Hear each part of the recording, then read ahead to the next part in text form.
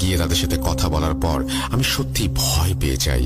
প্রথম দিনের মানুষদের মতোই এরাও প্রত্যেকেই গতকাল রাতে একটা করে দুঃস্বপ্ন দেখেছে।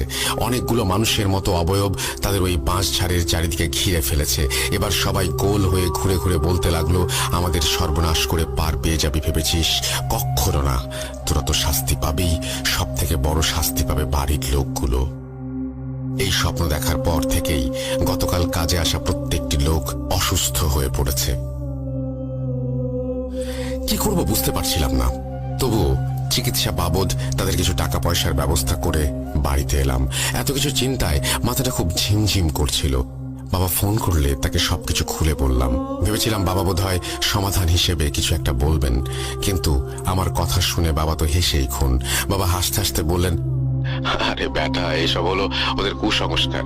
এদের এই কুসংস্কারের চিন্তা ভাবনা নিয়ে মাথা ঘামানোর কোনো দরকার নেই। তুমি তোমার মতো কাজ করো। প্রচন্ড মাথা ব্যথা হচ্ছিল। সেদিন সন্ধেবেলা নামাজ পড়ে আমার ঘরে গিয়ে লাইট নিভিয়ে বিছানায় শুয়ে চোখ বন্ধ করছি মাত্র, প্রায় সাথে সাথে আমার কানের খুব কাছ থেকে কেউ ফিসফিস করে বলতে লাগলো, এখনো তো কিছু শুরু হয়নি, তাতে এই অবস্থা। শুরু হলে পরে তোর কি হবে? লাফ দিয়ে উঠে বসলাম। বিছানা থেকে লাইটের সুইচ অনেকটা দূরে উঠে গিয়ে সুইচ টিপলাম। লাইট জ্বলল না। মানে মাথার উপর তো ফ্যান ঠিকই ঘুরছে, লাইটে আবার কি সমস্যা হলো? আবারও সুইচ টিপলাম। এবার শব্দ হবার সাথে সাথেই আশেপাশের সব শব্দ বন্ধ হয়ে গেল। একেবারে শুনশান পরিবেশ। কিন্তু আমি বুঝতে পারছিলাম না যে আমার চতুর্দিকে অনেকেই দাঁড়িয়ে আছে। গরম নিঃশ্বাস টের পাচ্ছি ঠিকই, অথচ আমি ছাড়া আর কেউ নেই। আর পারছিলাম না, মাথা ঘুরছে বনবন করে। আমি একটা চিৎকার দিয়ে অজ্ঞান হয়ে পড়ে যাই। জ্ঞান ফিরে আসার পরেই খেয়াল করলাম আমার ঘরে বাতি জ্বলছে। আশ্চর্য, এটা কি আদৌ সম্ভব? সামান্য ঘাড় ঘুরিয়ে তাকালাম, দেখলাম আমার চাচাতো ছোট বোন সুমাইয়া আমার পাশে বসে আছে। এবার সুমাইয়াকে জিজ্ঞেস করলাম, বাড়ির অন্যরা কোথায় রে?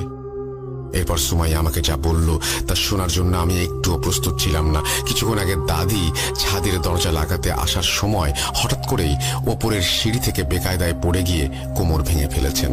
কথা শুনে বিছানা থেকে উঠতে চাইলাম, কিন্তু পারলাম না। অসম্ভব ভারী হয়ে আছে মাথা। এর মধ্যে লোডশেডিং হয়ে গেল। আবছা অন্ধকারের মধ্যেই বোনকে বললাম, একটু পানি নিয়ে আয়, খুব তেষ্টা পেয়েছে। বোন পানি আনতে গেল। ক্ষণিকের মধ্যে আমার কানের কাছে গরম নিঃশ্বাস, সেই ফিসফিসে আওয়াজ। কেমন? এভাবেই একটা দুর্যোগ যাবে, তারপর আরেকটা দুর্যোগ আসতে থাকবে। একে একে সবাই মরবে, আর সবশেষে তুই। চোখের সামনে সহ্য করতে পারবি তো এত কিছু? এরপর আবারও সেই শরীরই হিম করা হাসি হাসতে হাসতে সেই আওয়াজ গায়েব হয়ে গেল। আমার মুখ দিয়ে কোনো শব্দ বের হচ্ছিল না।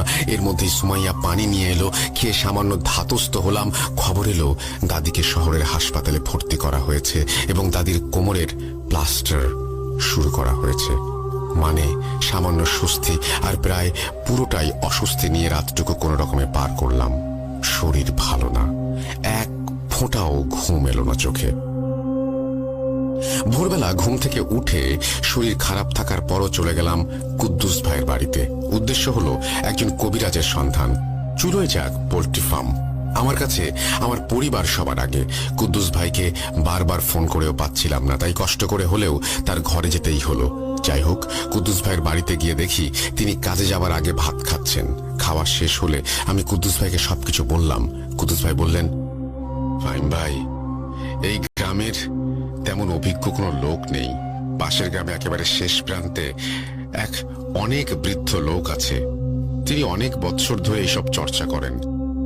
এখন এগুলো করেন কিনা জানি না। এখন আমি কাজে যাই ভাই, দেরি হয়ে যাচ্ছে। কাজ থেকে ফিরে কথা হবে।